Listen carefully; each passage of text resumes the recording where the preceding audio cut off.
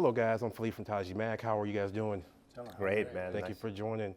So, how does it feel to tell the story of Isaiah Bradley, of Falcon, and of Mr. Captain America himself? It's absolutely thrilling. These are really compelling characters, and there was the Falcon and Winter TV series. But the goal for me with this movie was you didn't have to watch that series to be able to enter this story. So we really wanted to make sure that we set a firm foundation, and you got to see the chemistry and the dynamic between them early in the movie. You understand Isaiah's history. You understand why Sam feels connected to him, the legacy of Isaiah, and how that set the stage for Sam Wilson to eventually become Captain America. But then also the fraternal bond between Sam and Joaquin, and the love between them, and the big brother, little brother relationship. Those things are all at the heart of this movie, and they're a big part of what motivates Sam on his journey. And they're a big part of what points to that theme of empathy that was so important to me in this film. So it's a real luxury and privilege to be able to tell the story and to work with a great cast and with these two men. Okay, Anthony, I have to ask, man, when Ross says you're not Rogers, what's going on through Captain America's head? It's a moment of recognition that he's not. And it's also a moment of recognition that parts of him is. I think the reason Steve Rogers gave Sam Wilson a shield is because he sees so much of himself in Sam Wilson. That's why when he first got in trouble in Captain America Winter Soldier, he went to Sam Wilson. He didn't go to the Avengers. He didn't go to anybody else. He was like, the only person I could trust is Sam Wilson. So it's that statement is kind of twofold for me, because when you look at Steve Rogers, right? Steve Rogers became Captain America because they threw a grenade in the middle of the room and he jumped on it before anybody else did. Same thing with Sam Wilson. Sam Wilson is 58th Airborne, which is search and rescue. They literally jump behind enemy lines and they pull people out through the chaos around them. And there's a selflessness that comes along with that. There's a humanitarian nature that comes along with that. So I think they're very, very similar, but I think they're different as well. Okay. Danny, what type of advice did Anthony give you on being Falcon? Oh, he led by example of, obviously he was going through a similar but larger scale kind of stepping into a role. And so I got to, from the first day on set, just observe him and see how he moved through it. And the tidbits of advice he did give at every time was like kind of just like nudging this way. But one of the most important ones was day one on Falcon and Winter Soldier. He basically was like, pulled me to the side, and I don't know if you remember this, but he was like, this is like working with a theater troupe. Everyone here has been a part of this family for many movies before you. And that kind of, and he's just like, remember that. And what came with that was understanding that you're not going to change like this beautiful positive culture within it, but you could add to it with whatever I bring to the table.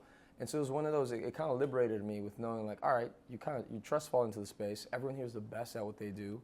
And you get to instantly jump into collaboration mode instead of like trying to impose how you move through things. And so that's it. That's the piece of advice that has resonated with since. Okay, cool. And Julius, I know you went to go visit Mr. Mackie here in New Orleans. What's the first meal he gave to you, or showed you, or restaurant he took you to? Well, he took me out. I'm still trying to remember the name of the restaurant, but man, we had breakfast at this incredible place. And then actually the best part, and I'm a little embarrassed to say this, is he took me out for seafood, and I ordered a burger. Yeah, I remember that. I was there. Anthony, did you tease him about that? You say, why you order a burger? Oh, man. I'm like, you in the seafood capital of the world. I'll take a burger. I love burgers, man. I don't know what to say. I do regret it, because look, I'm being laughed at. So Julius and Anthony, tell me about the scene between Captain America and Red Hulk. What was the most exciting part about that? I mean, look, you get to see Sam with his vibranium wings go toe-to-toe with a Red Hulk that is, Harrison Ford. That's incredibly exciting, and they're both amazing actors, and of course there's a visual effect component, but it is starting with the core of Harrison's performance. But I also love that it wasn't just action and spectacle, it was about theme and heart. The back and forth between them is the climax of everything that goes back to that conversation that you were talking about, where Thaddeus says to him, "You're not Steve Rogers." You know, these are two men who are on opposite sides of things, and this is where that theme of empathy becomes so important. So this climax and this conflict and this battle is awesome spectacle, but it's also character and theme, and that for me is the best way to tell a story. All right, Anthony, I know Sam didn't take the serum, but he took a beating. You sure it wasn't a special multivitamin or creatine that he was taking, man? Because that was a lot. No, I mean, look, the great thing about this movie and Sam's position in this movie is he's full-fledged, head-on, strong, become Captain America. He's accepted the mantle. He went to Wakanda, and as an appreciation gift, the Wakandans sent him a new suit with new wings so he could be the best Captain America. So if they needed him, if anybody needed him, he could perform to his highest level. And I think that's what's so fun about this. You get to see the culmination of the entire scope of Sam Wilson to this point, and then you get to see him as Captain America. There's a lot of building blocks, there's a lot of pieces that had to be put into place for him to be who he is. Like now he can go subsonic speed in his suit, you know? It's like there's so many things that have grown and matured because of him becoming Captain America that had nothing to do with the serum. And that's why, like him, I didn't want to get down to like 120 pounds and be like cheerleader size. I wanted to like Bruce Lee. Sorry. Yeah. Let's start roasting that. Like at a certain point, you know, if you're gonna take a punch, if he stands next to Kimbo Slice, who you think gonna give you a bigger punch? He's gonna miss it. Yeah. Also, R.I.P. Kimball Slice. R.I.P. Yeah, you're right. R.I.P. That's Florida's finest right sir. there. So, you know, it was important to me to look the part as well as be able to handle the suit at the same time. So, you know, one of the things we talked about from the beginning was we've never really explored the suit. We've never really taken the opportunity to see it at its peak performance level, you know? So, you know, that was something very upfront and clear when Julius said it at the beginning that we wanted to take the suit to its precipice.